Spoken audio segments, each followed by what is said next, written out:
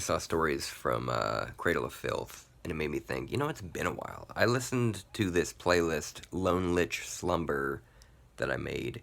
Yeah, I know it's over the top. It's nerdy shit.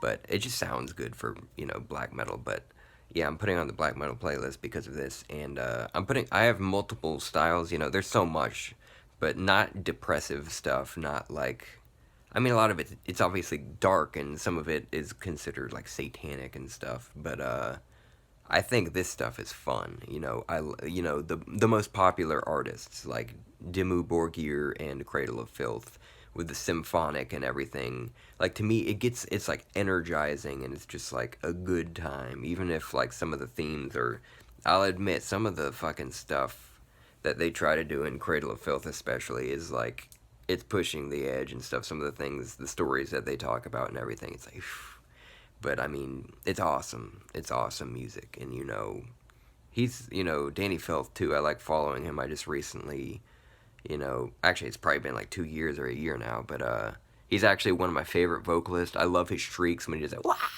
Like those.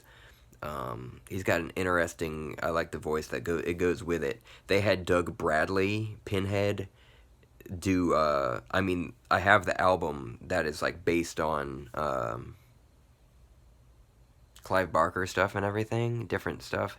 And Doug Bradley has done monologues and helped make stuff with them, which is really cool. And their guitarist on stage, one of the, I think they might have two, I forget.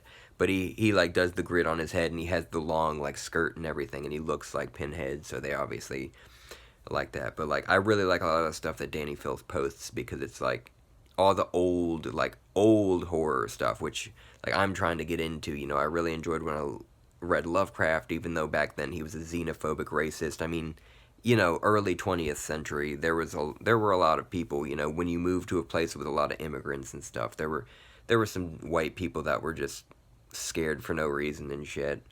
And it's unfortunate because that shit really, it makes you cringe with some of the stuff he says. But most of it isn't like that, and you can overlook it and just get past it and be like, it was a different time, and I disagree with him, but like his stories are like right up my alley. And since then, I've gotten Lord Dunsany, Arthur Macon, who's Algernon Blackwood. I forget who this is. It's like some of this old stuff is like just that spooky.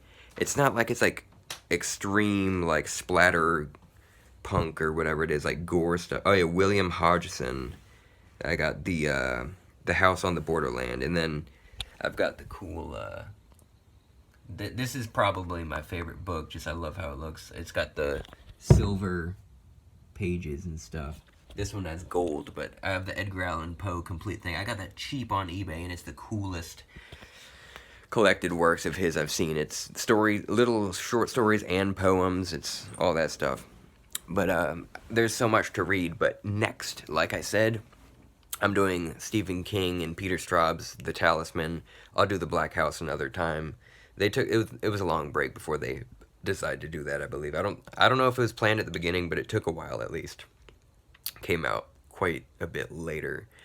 But yeah, I'm going to be reading the Uzumaki, and so I'm going to finish that, and then while I'm going to do two, I usually just try to do one thing at once, but it'll be easy to remember what's in what I won't get it mixed up between Uzumaki and the Talisman. That'll be cool. Anyway, I'm about to put this on and chill for a bit. Yeah, love, I hope you have pleasant times.